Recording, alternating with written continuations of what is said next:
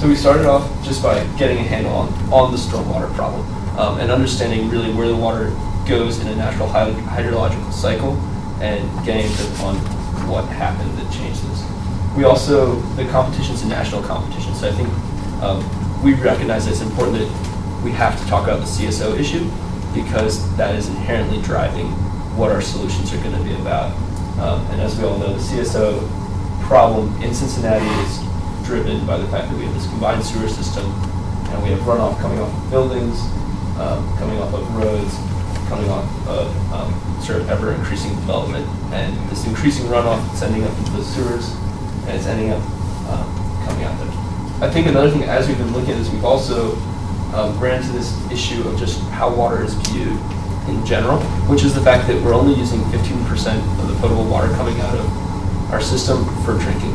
So that's sort of talking about a bigger issue of how we're allocating our resources. Does it make sense really to be flushing toilets with drinking quality water? Does it really make sense to be watering our lawns with drinking quality water?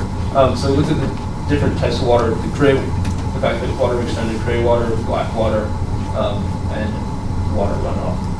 And then again, all of that next coming to the CSOs. One fact that we hit in the CSOs is the fact that 70% of the wastewater that's coming out of them or that's in the system right now is viewed as gray water. So again, all of this led us to really think that this project needs to be addressing water issues, not just stormwater, and looking at how all these things tie together in a really holistic, integrated, and ultimately sustainable way.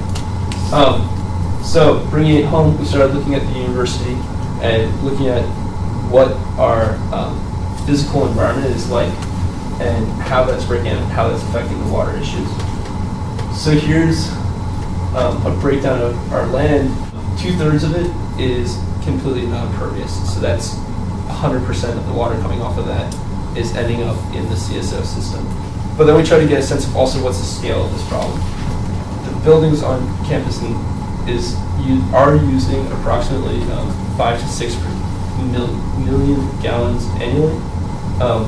And then we step that back to compare to what's the runoff of West Campus. So here's a direct relationship between that's water coming into the buildings and that's water running off of campus, the larger bubble. And let me get this, I don't mess up my numbers. So that's 105 million gallons is what is currently being estimated is running off of campus.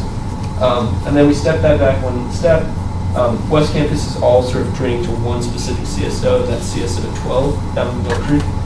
So then the next thing we did is we said, okay, what if best case scenario, we were able to look at this perviousness issue. We said, what if we could get 50% perviousness on all that third category impervious surfaces?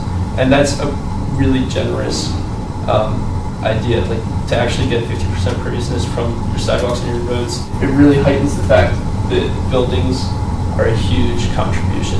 Even with that 50% blue sky, it's not really taking a bite out of the problem in the way that we need it to.